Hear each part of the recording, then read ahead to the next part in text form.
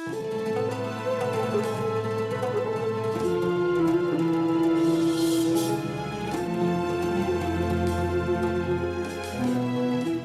الله الرحمن الرحيم. الحمد لله رب العالمين،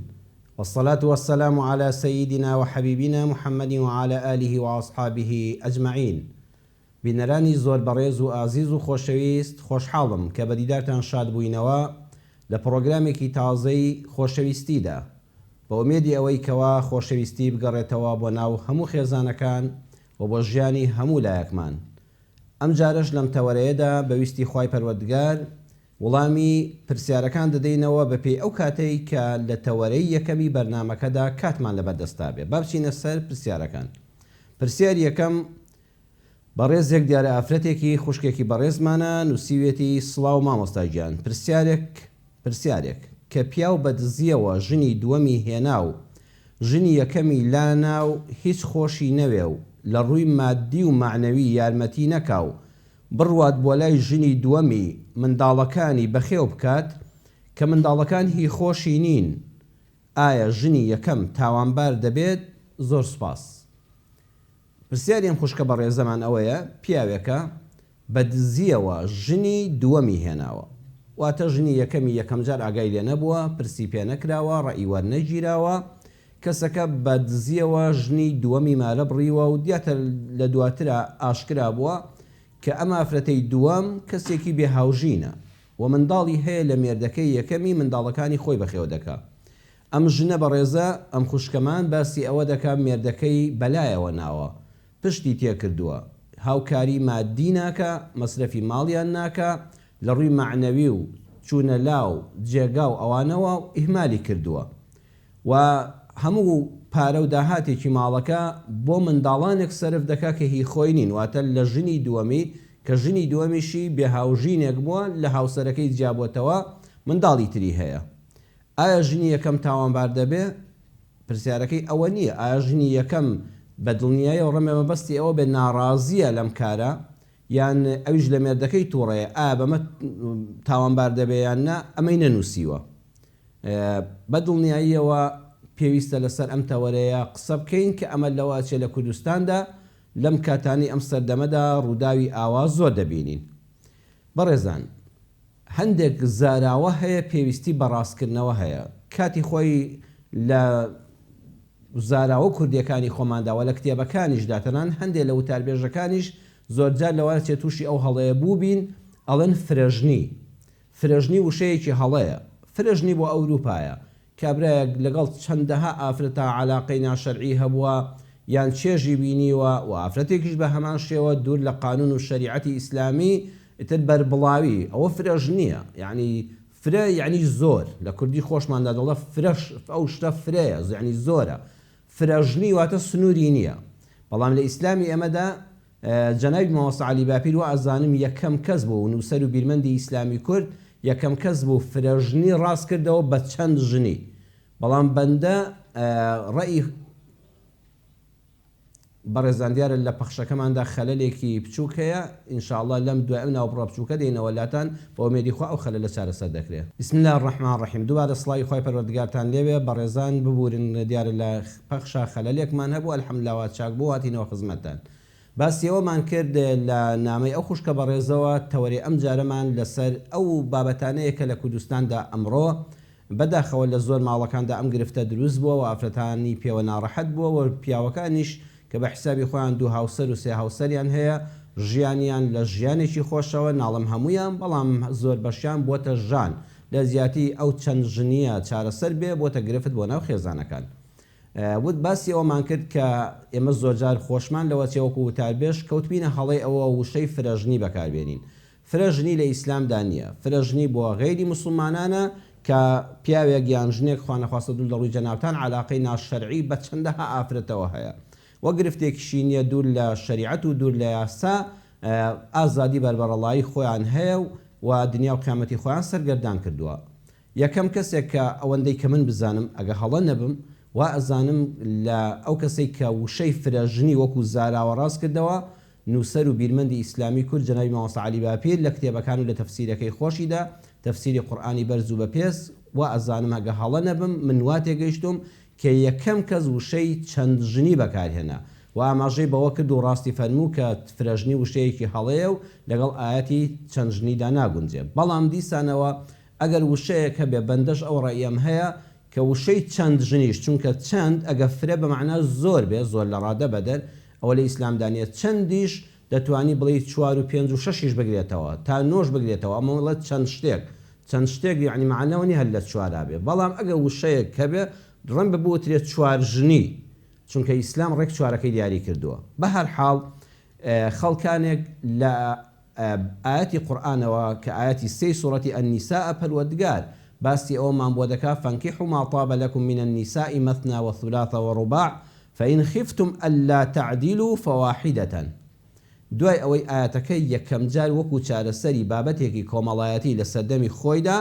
باسی ئەوەی کرد کەسێک هەبووە لە سەردەمی ئیسلامدا سەرەتای ئیسلامدا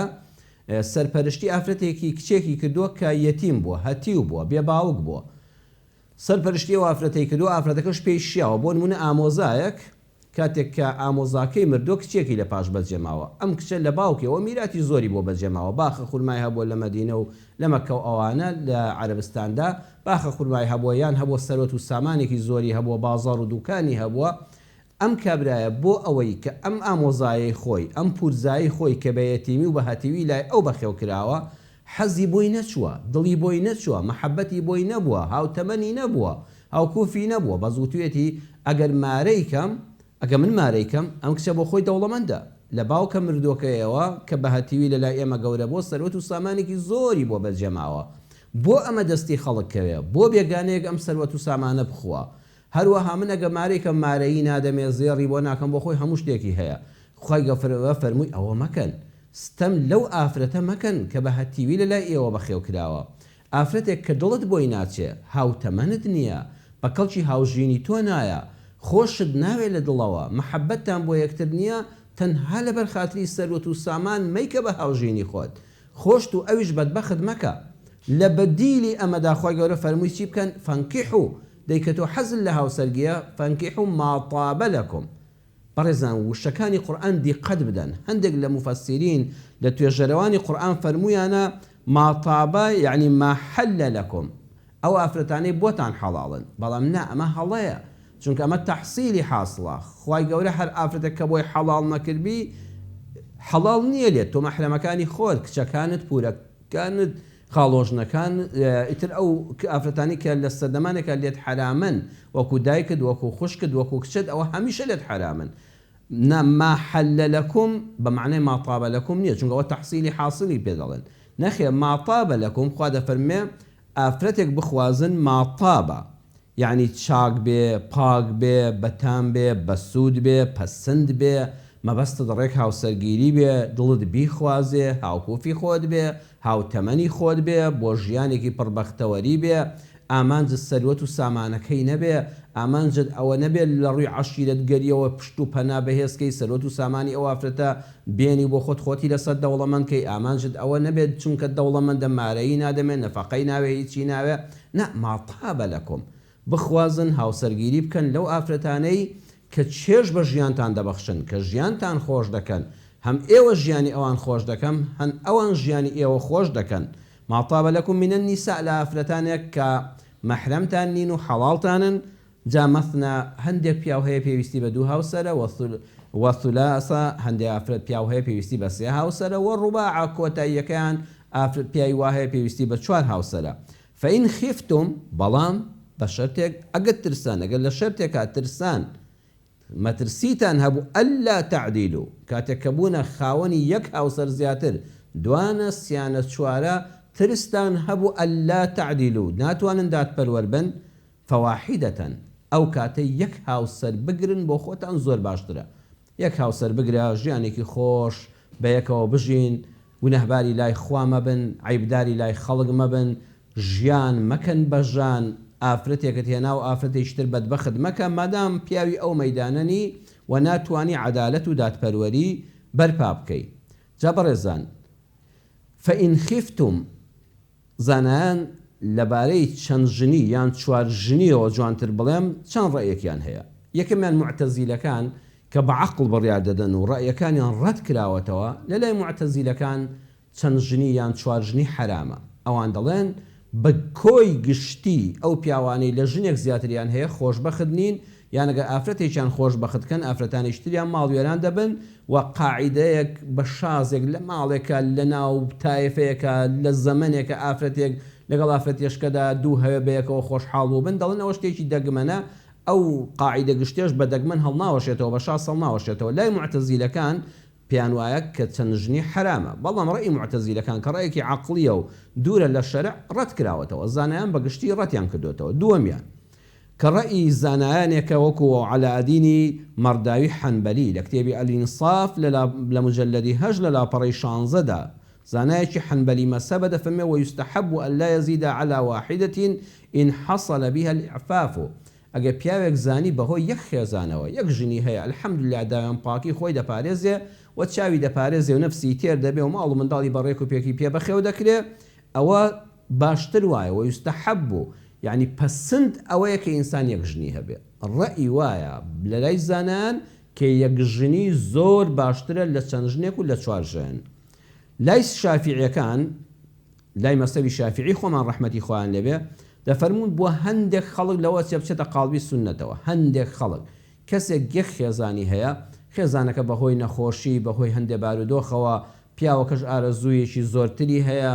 ناتوانێت بەسەر خۆیدا زاڵ بێ، ئیمان و تەقواکەی ئەوەندە بەهێز نییە، شخصیت و کەسایەتی و حیایەکەی ئەوەندە بەهێز نییە بیپارێزێ و بە یەک خێزانی خۆشی ناتوانێت پێداویستیەکانی جنسی خۆی تێرکە، وەڵا بۆ ئەم باشتر وایە سونەت وایە بچێ بە حەڵاڵی نەک بە دزیەوە کۆم حاڵەتە، بە حەڵاڵی با قەناعەت پێکردنی خێزانی یەکەمی بەدات پەروەری چەسپاندن لە نێوانیاندا لە توانای جەستەیی و دارایی و ماڵی خۆی ڕاببینێ، ئەمە باشترە لە زیاتی پەلاماری حرامدا سونەت وایە خێزانی دووەم بێنێ، بە دووەم تێر نەبوو سێم تا چوارەم. هەروەها لای شافعیەکان دەفەرمون ئەگە ترسا وتی وەڵای خێزانی دووەم بێنم دەترسم دادپەروەریم لە نێوانیاندا پێ نەکرێ، داهاتی من بەخوا بای ئەوەندە نیە دوو خێزان بەڕێک و پێکی بەخێوکەی، ئەگەر لای یەکێکیان بگرم لەوە چێ ئەوەی تریان ناڕەحەت بێ، یان ترسا لەوەی خێزانی دووەم کە دەیهێنم ئافرەتێکە جوانترە شۆخوشەنگترە کەم تەمەنترە، من ناتوانم لەگەڵ خێزانی یەکەما بەراوردیان کەم وەکو یەک دادپەروەرم لە بینیاندا، یان ترسا بە پێچەوانەوە خێزانی یەکەمی زۆر زمان هەراش و زەلەندە و بەهێزە بەخوا ناهێڵێ وەکو پێویست لەگەڵ خێزانی دووەمیدا بێ، کاتێک سەیری بارودۆخی خۆی دەکا ئەمە بۆ ئەم مەکروهە، یعنی گومانی هەیە کە ناتوانێت عەدالەت بێ، بەس گومانە مەکروهە ناپەسندە دەبێت لەم کارە دوورکەوێتەوە. سێمیان یەقینی هەبوو، هەر بە یەقین دەیزانی ئەگەر ژنی دووەم بێنێ ئەبێ ژنی یەکەم ئیهمالکە، ئەم پارە و موچەی کە ئەم هەیەی بەس بەشی ژنی دووەم دەکا، ژنی یەکەم تازە ئەگەر لە ئەم بێزار نەبوویان نەچوو ژنی دووەم بێنێ، کەواتە یەقینی هەبوو نابێت ناتوانێت دادپەروەری لە چیدا بەڕێزان؟ دادپەروەری لە شەومانەوە لەلایەندا، لە دابینکردنی خانوودا، لە دابینکردنی جلوبەرێکدا، لە دابینکردنی خواردەمەنی و پێداویستیدا، لە سەرپەرشتی منداڵەکان و بێجیاوازی سیرکردنیاندا نەیدەتوانی دادپەروەر بێ، یەقینی هەبوو حرامە، ئەو بۆ ئەو حرامە، یەقینی هەیە کە ناتوانێت تووشی ناعەدالەتی دەبێت، ئەمە هەر حرامە لەسەری. چاولێ ڕێی ئیمام شافعی لە مەسەلەیەدا یەکجار جوانە. بۆیە بەڕێزان لە ئیسلامدا فەرمودەیەکمان نییە ئەوەندەی کە من شارەزایم هەبێ ئەگەر کەسێکیش لە مەیدانە دەرفەتی هەیە فەرمودەیەکمان با پێ بڵێ بەڕێزان بزانین پێغەمبەری خوا صلی الله علیه وسلم لە شوێنێکە ئاماژەی بەوە کردبێ هەر کەسێک دوو خێزانی هەبێ، دوو حەڵاڵ و هاوسەری خۆی هەبێ، پاداشتی ئەوەیە، بەڵام بە پێچەوانەوە ئێستا ئێمە فەرمودەیەک دەخوێنینەوە هەڕەشەیە لە ئەو کەسانەی کەوا دادپەروەر نین لە بینی خێزانەکانیاندا، وەکو ئەو ژنەکە وتوێتی خێزانی دووەمی بەدزی هێنا دواتر کە ئاشکرا بۆ ئێستا ئێمە ئیهمال کردووە. من كانت له امرأتان سروان صلى الله عليه وسلم پیغمبری خوا دفرمي امام احمد و ابو داود روايات كردو شيخ الباني دفرمي حديث صحيحه من كانت له امرأتان هر كسيك بياوك دوجني هبه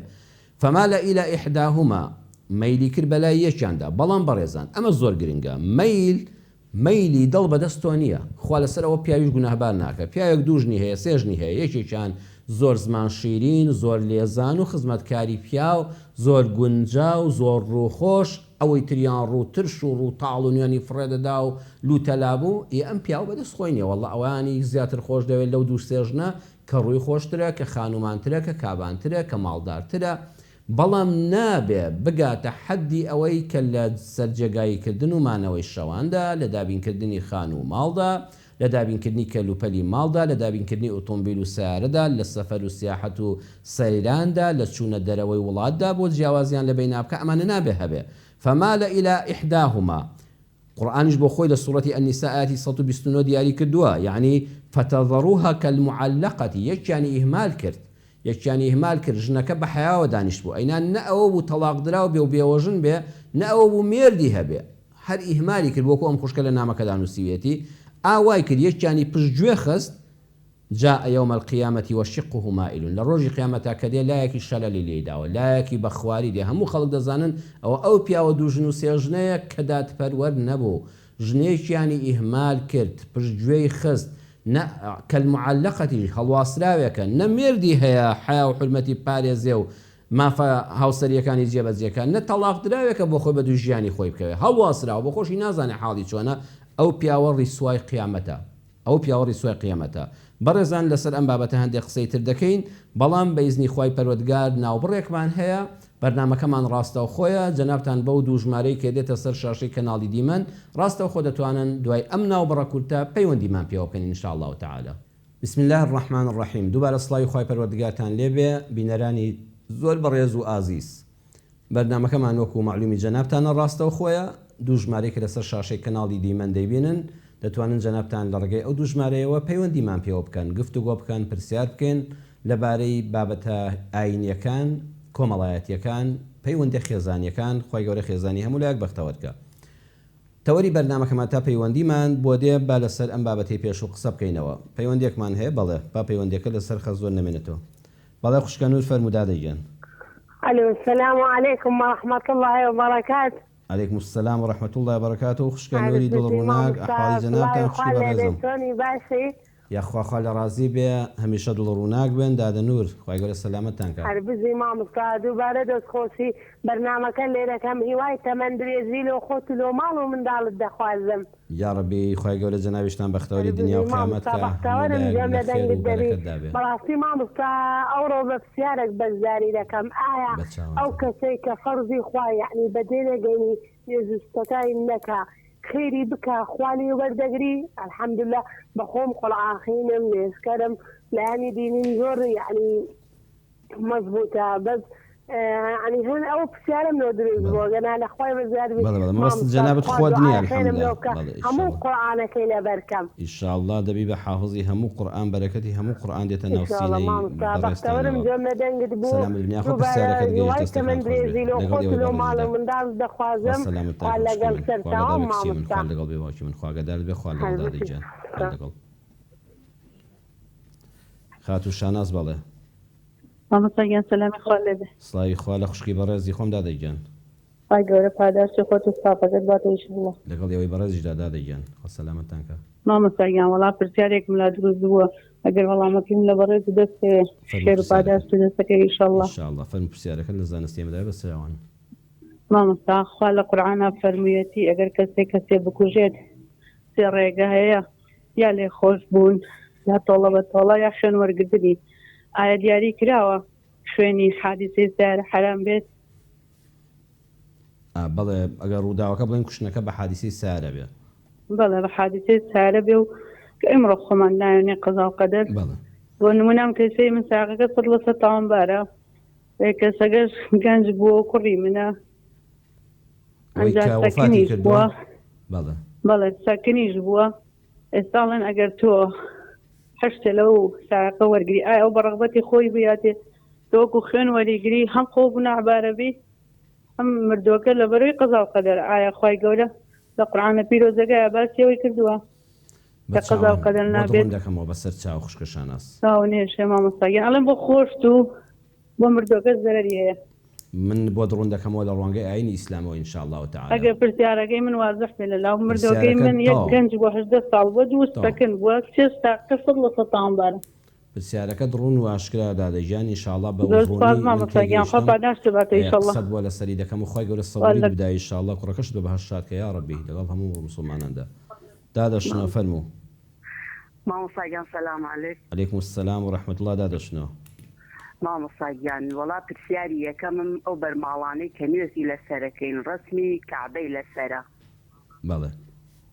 ئەڵێ نوێژی دروست نییە. چی وتووە؟ پرسیاری دووەمیش مامۆستاگیان نوێژی نیۆڕۆ کە ئەەکەین هەموو کەسێکە نوێژی نیۆڕۆ ئەکا طبعاً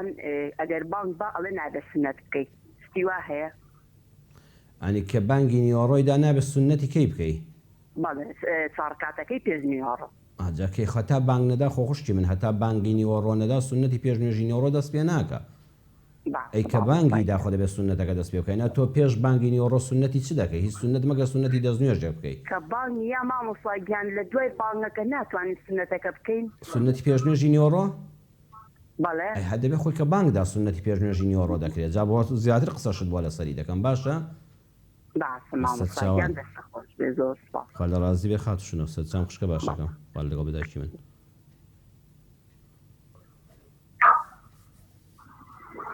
کاک حاجی محەممەد فەرموو براشینەکەم.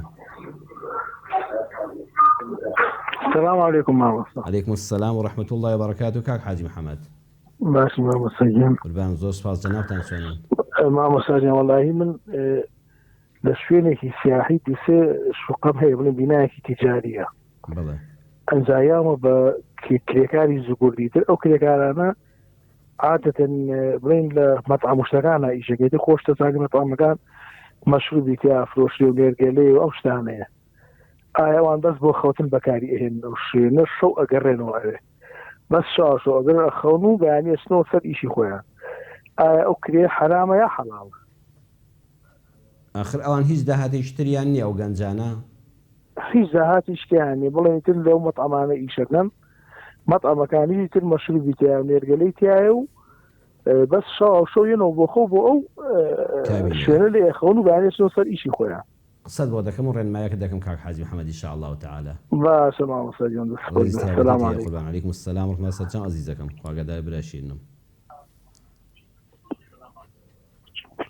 باوکی ئالان فەرموو برای بەڕێزم. السلام عليكم مامۆستا. عليكم السلام ورحمة الله وبركاته براکەم.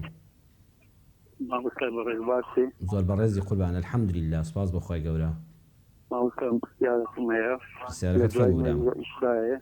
کە نێژ ئیشای دەکەم مامۆستا و نێژ دەکەم ڕۆژێ بۆ مامۆستایەکەم بۆ گوتی ئەوە بە شەو نوێژ ناسی.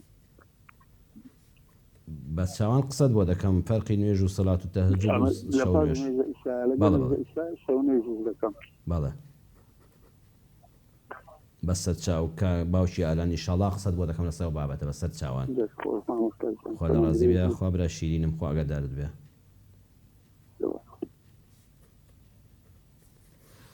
برای بەڕێزم باوکی ئایا فەرموو. السلام عليكم. عليكم السلام ورحمة الله وبركاته. باوکی مامۆستاگیان ئەم کاتە باش ئەم کاتە و هەموو کاتێکتان خۆشی و بەختیاری بێ. چۆنی قوربانجیان باشی؟ الحەمدولله سپاس بۆ خۆی پەروەردگار. الحەمدولله مامۆستاگیان من لەگەڵ باوکتا زۆر تێکەڵوین ڕەفیق بووم کاتی خۆی الحەمدولله. ئێستاکە ئەو کتێبەم بینی لە لای چەپتۆدانرا ئەو سێبەرگەکە. بەڵێ ئەوە وتارەکانی مزگەوتی لەگای باشتە؟ ئەمە بەڵێ بەڵێ بەڵێ ئەوە کتێبەم نێنە هەرچی کتێبی جەنابەت هەیە هەموو ئەوە ئەمە بەڵێ مزگەوتەکانی بەسکەم حەسەنەکەم دەستم ناکەوە لەکوێ دەست بکرد. زۆربەی کتێبەکانێک کە لە چاپخانە مابنەوە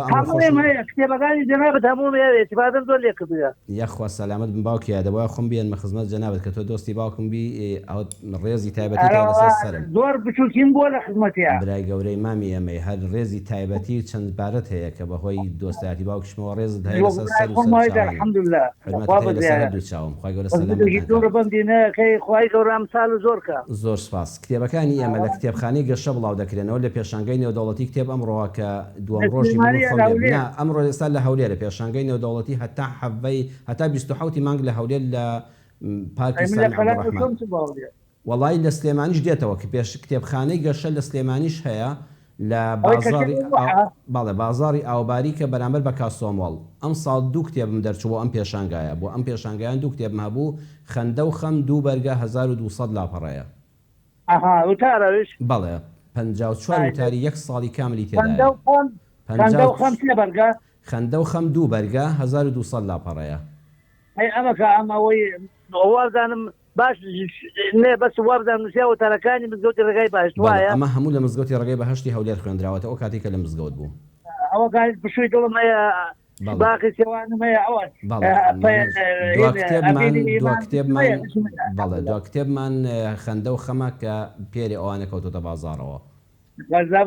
یعنی من لەو لە کتێبخانەی گەشار جەنابەت هەر بە ناوی باوکیایەوە بڵێ پەیوەندیش مامۆستاوە کردووە هەدیەی منە خەندە و خەمێک وەرگرە لە بازاری ئاوباریک لە بەرامبەر بە کاسۆمۆڵ کتێبخانەی گەشە نوسخەیەک هەدیەی منە بۆ جەنابەت بەچاوان حرمەت و ڕێزمان هەیە باوکیایە من باوکیایە ڕێزی تایبەتیت هەیە عەلەیکم السەلام و ڕەحمەت الله وبەرەکاتوه کاکە عەبدوڵڵای گیان فەرموو ئەزیزەکەم. السلام عليكم. عليكم السلام ورحمة الله. كاك عبد الله خوشويست فرمو تشاوكم يا اخوة السلامة بن كاك عبد الله جان يا ما شاء الله سيارة كبهبو درباري كرب الفلوسي الساري اخذي محرزان بله بن اوان حرب السر دراري وردقرن يعني هم لك هم لفروسيار آية وحرام ياخذ يعني دەبیەکسەری وەگریان هەردووسەر عرارا بۆ ئەو کەسانی کە خاوەن معرەزن بەڵێ بەسەر چاو قسەت بۆ دەکەم کاکە عەبدوڵڵای گیان چاوەکەی من عەلەیکم السەلام و ڕەحمەت الله برای شیرنم خواگەدار بێ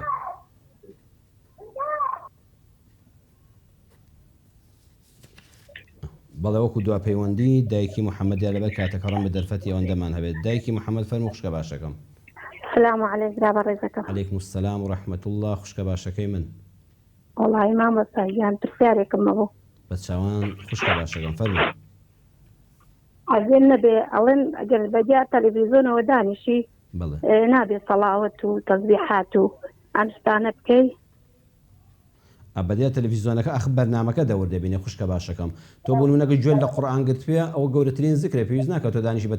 تەسبیحات و سڵاوات بکەی گەر گوێ لە قورئان گرتوێ ئەگەر سەیری بڵێ بەرامبەر بەرنامەکەی تۆ دانیشتم بەرامبەر فیلمێک وڵی ڕاستیەکەی جوانە بەرامبەر زۆر شتدا ئەنیشتم ئەیکەم تا ئێستا بەسەر چاو دایکی محەممەد خوشکە باشەکەم بە درێژەی بەرنامەکەدا بکە ڕوونکردنەوەیەکی جوان لەسەر ئەو بابەتە پێشکەش بە جەنابەت دەکەم ئینشاءالله. خۆش بێ برا گەورەی منی خوشکە باشەکەی من خواگەدار بێ دادەگەن خوا لەگەڵ بێ سەر چاوەکانم کاکە خۆی ئاگاندی خوا لەگەڵ خوشکەکەم.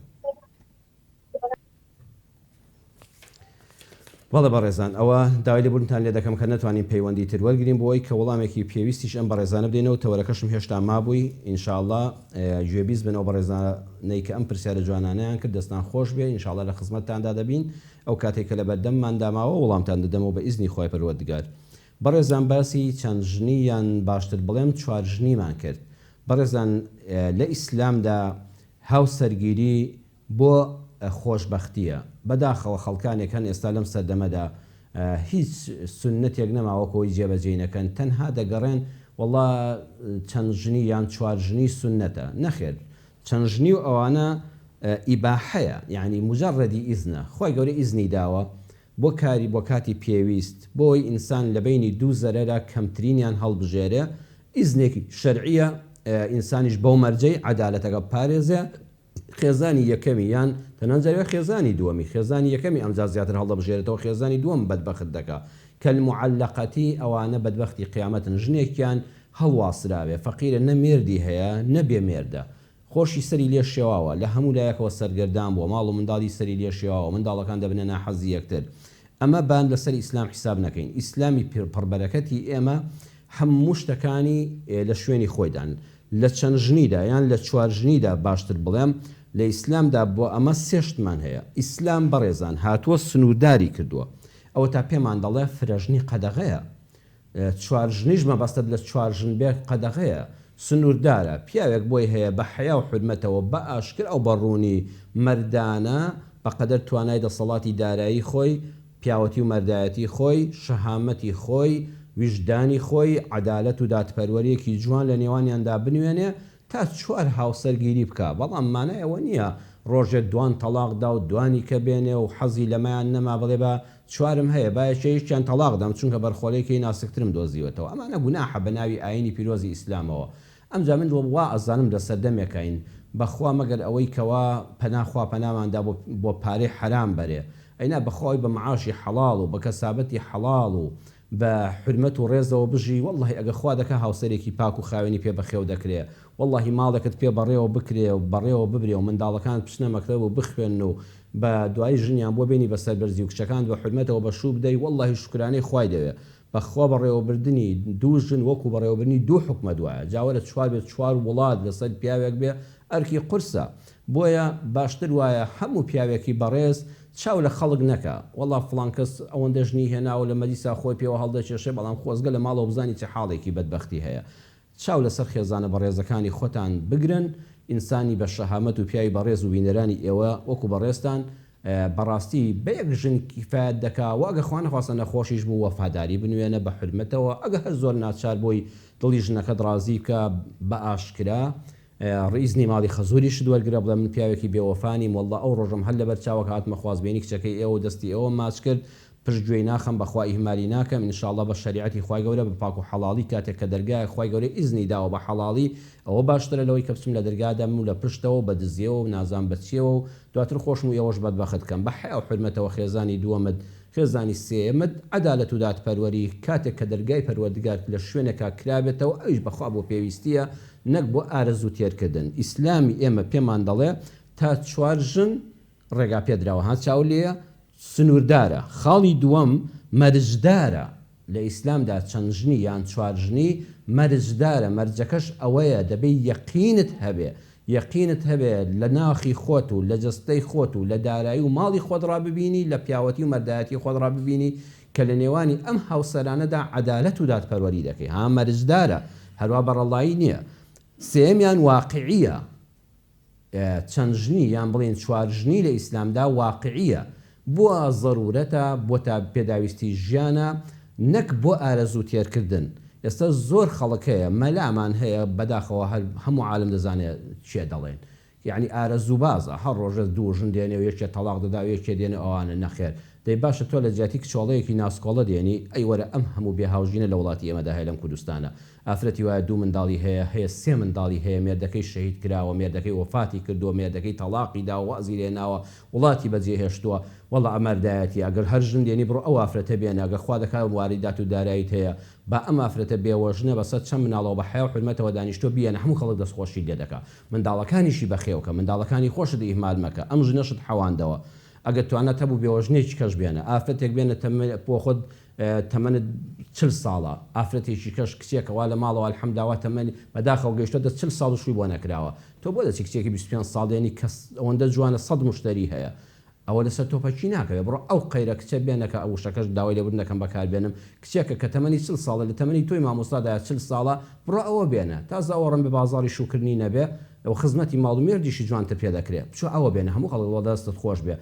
ئافرەتێکی لە بێ هاوسەری ڕزگار کرد ئافرەتێکی بێهاوژین جیابەوە لە مێردەکەی یان وەفات کردووی مێردەکەی یان ژنە شەهیدێکی مارە کردوێتەوە بە دووسێ منداڵەوە هێناوێتی ژێرباڵی خۆی و حیا حرمەتی پاراستون وەڵامە خۆش پێی خۆشە و لەواسی خێزانیشت پێی خۆش بێ بەڵام دینی ئیسلام دینی واقعە لە هەموو بابەتەکاندا واقعە نەک ئارەزوو پەرست هەندێک خەڵک لە ژێر سایەی وشەکانی ئیسلامدا ئارەزوو پەرستن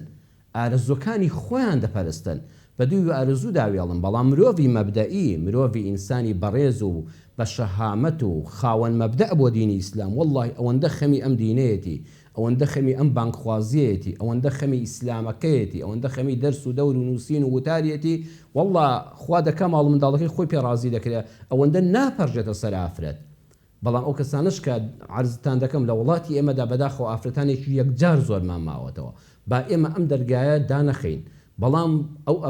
بەڕێزانی کە دەیانێت هاوسەگیری دووەم و سێم بکەن تکاتان لێ دەکەم بگەڕێن بەدوی ئەو کچانەدا کە تەمەنێکی زۆریان هەیە کە خەریکە لە هاوسەگیری مەویز دەبن بگەڕێن بەدوی ئەو ئافرەتە بەڕێزانەدا کە بێهاوژینن کەیان لە هاوژینیان جیابوونەوە منداڵیان هەیە وەڵڵا خێرە ئینسان بێنێتە ژێرباڵی خۆی بە شەرتێک ئەمەش لەسەر تێکدانی ژیانی هاوسەرەکەی خۆت نەبێ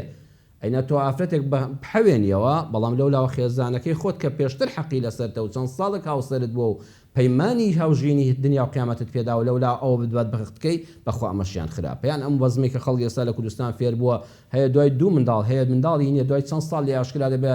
بژنە ئیزنی دا و مێردەکەی داوە لە بازار کە سابەتیان بۆ بکە وەڵا وەختی ئەزانەوە نیوەڕوان لە ماڵی فڵان خانم نان دەخوا لە شوقەیەکی بۆ گرتووە لە فڵان شوێنێکە ئەمە خراپە. ئیسلام واقعیە، شتەکانی بەدزیەوە نییە، شتەکانی بۆ ئارەزوو پەرستی نییە، شتەکانی هەمووی لە مەسلحەتی مرۆڤدایە بە پیا و ژنەوە. ئەم دینە ئەگەر وەکو خۆی لێ حاڵی بین بەرەکەت و ڕەحمەتە و ئینشاءالله خوا لە بەرەکەت و ڕەحمەتی ئیسلام تێمان بگەێنێ و بەو شێوەی کە خوای پەروەردگار شەریعەتەکەی داناوە ئێمەش کاری پێ بکەین و هەموو لایەک بەختەوەر بین. با بچینە سەر وەڵامی پرسیارەکان کاتەکە بەشمان بکە.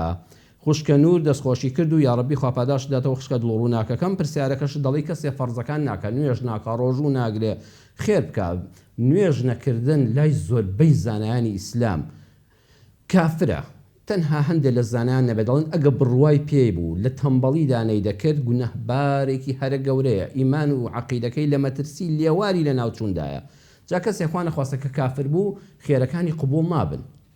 خێرەکانی خێر لە کافر قبوڵ نابێت. کافر هەموو دنیا زێڕ بێ و بیبەخشێت لە پێ بۆ خێر و خێرات هیچی پێ نییە. نوێژ لە خێر و خێرات گەورەترە، نوێژ لە ڕۆژوش گەورەترە. ئەمجا ڕۆژووی فەرزی ڕەمەزان لە خێرکردن گەورەترە زەکاتی لە دەرچێ. تا فەرز هەبێ سونەتەکان هیچ نین. بەڵام من هەمیشە دەڵێم با دەرگای خێر لەسەر خەڵکدا نەخێن. ئەگە کەسێک ڕاستەوخۆ ئەو پرسیارە لە من بکە بڵێ ماوەسە من نوێژ ناکەم،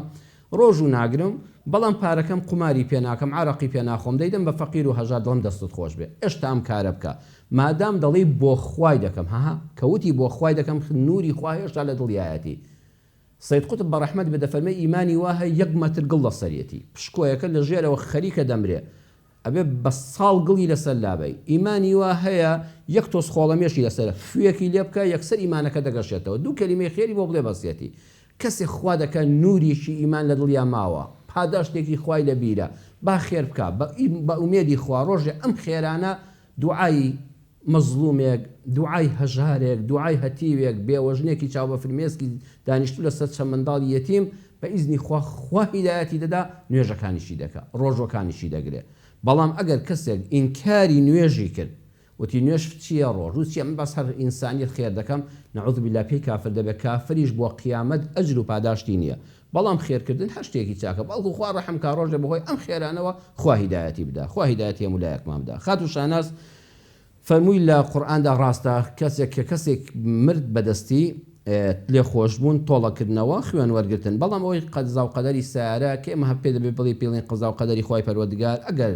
قانونی مرور دەزانێت خوشکەشانە 100% پۆلیسی هاتو چۆی بێلایەن پسپۆر و خەبیری ڕێگاوبان هات و وتی ئەم شۆفێرە بە پێی لێخوڕینی بە پێی ئەو جێسی سارەی کە بۆی دانراوە ئەو 2 قات و 3 قات لێ خوڕیوە، پابندی هاتو چۆی نەبووە، مەرجی تەندوتۆڵی سارەی نەبووە، هیچی نەبووە، 100% شۆفێرەکەی بە تاوانباردانە ناکوژرێتەوە، چونکەم بە فیشک کوڕەکەی توی نەکوشتووە، خوا پاداش داتەوە و خوای گەورە کوڕەکەش بە بەهەشت شاد کە ئینشاءالله لە بەهەشتا پێشاد دەبێەوە. بەڵام وەکو ئەوەی واقع بڵین خوێن وەرگتن لەو سایقە حرام نییە، خوێن وەرگتن لەو سایقە حرام نییە و پێویستە خوێنی تەواو بدرێ و پێت حەڵاڵە نەکوڕەکە لە قەبرا گونەهبار دەبێ، نەبۆ خۆت پارەکەت پێ حرامە، نەدەبێ بڵێ نابێ بیخۆی یان بیخێ مزگەوتەوە، نەخێ بیخۆی وەکو شیری دایکی خۆت پێت حەڵاڵە. بەڵام لە کوردەواری ئێمەدا میلەتی کوردی ئێمە مامۆستاکانمان، ڕیشسپێکانمان، زاناکانمان خەڵکی ژیر و عاقڵن، وەکو عالمن حەکیمیشن، دایمە با لێبوردەی فێری خەڵکەین. ئەڵێ ئەمڕۆ تۆ ئەم خەزیە لە جەنابەت خات و شاناس قەوماوە بەیانی خوا نەخواستە براکەی جەنابەت کوڕێکی ترت هاوسەرت دەچێتە سەر ئەو جادە، ئەویش ئاوا تووشی قەدەرێک بوو، تووشی ڕووداوێک بوو، 100% مێردەکەت مخالیف بوو، براکەت مخالیف بوو، کوڕەکەت مخالیف بوو، تۆش دوێنێ خوێنبایی لە خەڵک وەرگرتووە کە حەڵاڵی خۆتە، ئەویش بانی لێت وەردەگرێتەوە. ئەوەن با ژیانی لێبوردەیی هەبێ، بەڵام ئەم ژیانی لێبوردەیە نەبێتە هۆکارێک. بەخوا سایاقی وا هەیە لە خەتەکاندا 3-4 جار سارەی وەرجێڕاوە، هەر 4 جارەکەش خەڵکی تێدا مردووە، خۆی بە شەل و شیتیە تۆ دەدەرێت ساریان بۆ کۆ کردوێتەوە، پارەی بۆ کۆکراوەتەوە، ساری کڕیوەتەوە، دیسانەوە تەمبێ نەبووە. ئەمە حەقوا تەمبێ بکرێت، ئەمە نابێ بە سەریا تێپەڕێ. خونەیە ئاسای لێخوڕین دەزانێت، نەحساب بۆ خۆی بۆ خەڵک و شۆفێر و هاوڵاتیانی تر دەکا. نەخێر خات و شاناز بە کورتی و پوختی پێت بڵێم کاتە 100% شۆفێر عقوبەتبار بوو لەلایەنی مرور جیهەتی پسپۆر دیاری کرد، خوێنبایی کوڕەکەت وەکو شیری دایک خۆت پێت حەڵاڵە، هیچ حرامێتی شتێدا نییە و ئەگەر عەفوشت کرد ئەوە گەورەی خۆتە، خوای گەورە سەبووریت بدا. خات و شنۆ دەڵێ بەرماڵی نوێژ ڕسمی کەعبەی لەسەر بێ، نەخێر نوێژکردن لەسەری دروستە، بەڵام باش ئەمە دەڵێن دروستە نوێژەکەت، باشتر ئەوەیە بەرماڵی نوێژەکەت لە ماڵەوە بۆ خوشک بۆ برا هەرچیەک بێ سادە و ساکار بێ یعنی زەبا قوبریقی پێوە نەبێ شتێکی وای پێوە نەبێ لە کاتی نوێژەکە سەرنجت ڕاکێشێت جابا ڕسمی کەعبەش بێ نوێژەکەت دروستە بەڵام چاکتر وایە ئەو بەرماڵانە بەکاربێنن بۆ نوێژ کە هیچ با قوبریقێک و ڕنگ و هام بەرماڵی کوردی خۆمان چەند جوام و کاتی خۆی کە هەبوو ئەو باشترین بەرماڵە بەڵام ئەگە تێشیدابوو نوێژەکەت دروستە و خلافی شەرع نییە ئەگە بشکرێ و دەستت کەوێ بەرماڵی نوێژەکەت هیچی پێوە نەبێت سادە و ساکار بێ و سەرنج ڕانەکێشێ ئەویان باشترە بەڵام ئەوەی بەرماڵەکەت کەعبەی پێوە بۆ نەخێ نوێژەکەت دروستە نیوەڕۆ دەڵی کە بانگی داڵن سونەت مەکە سونەتی چ نەکەی نەخێر کە دەستنوێژت هەڵگرت چوویتە سەر بەرماڵ دوورکە سونەتی دەستنوێژ بکە کە بانگی نیوەڕۆیدا دوای لێبوونەوە و جوابدانەوەی بانگەکە ئەمجا دوورکە سونەتی پێشنوێژی نیوەڕۆ بکە هەستەوە دوورکە سونەتی پێشنوێژی نیوەڕۆ بکە ئەمجا چوار کاتی نوێژی نیوەڕۆکەت بکە نەخێر کە بانگیدا خوشکە باشەکەم خات و شنووە ئەمجان سونەتی پێشنوێژ دەست پێ دەکە ئەینا پێش بانگ هەر سونەتی دەستنوێژمان هەیە یان بۆ پیاوان کە دەچنە مزگەوت سونەتی چوونە مزگەوتمان هەیە تەحیەت المەسجدمان هەیە بەڵام ئەوانی کە لە ماڵێەوە بن ژنێک بێیان پیاوێک بێ کوڕێک بێیان کچێک بێ کە بانگیدا ئەمجا سونەتی پێشنوێژەکە دەست پێ دەکە تا بانگ نەدا نابێ کە بانگیدا سونەتی پێشنوێژەکە بکە کاک حاجی محەممەد ئەڵی لە شوێنی سیاحی کابینەم هەیە و ئەو گەنجانەیە کە شەوان تێدا دەحوێنەوە بەڵام گەنجەکان واریداتیان نییە ئەو واریداتی هەیەە ئەو داهاتەی هەیەە و لەو کرەیە کە پارەی تۆ دەدەن لە شوێنەکە پەیدای دەکەن کە بێ شەرعی خوای تێدا دەکرێت ئەم مەشروبات و حرامەکانی تێدا دەکرێت بەداخەوە کاک حاجی تۆ پیاوی ماڵی خوات بینی و الحەمدا پیاوی ئاینی ئیسلامی پیاوێکی مرد و حەڵال خۆر دیاری سوپاس بۆ خوای گەورە بەو خوای ئەم شوێنە سیاحی و ئەوانە یعنی شوێنی سیاحی دەبێ هەبێ لە ئیسلامدا بەس بەداخەوە لە وڵاتی ئێمەدا خەڵکەکە بۆ خراپ بەکاری دێنێ یعنی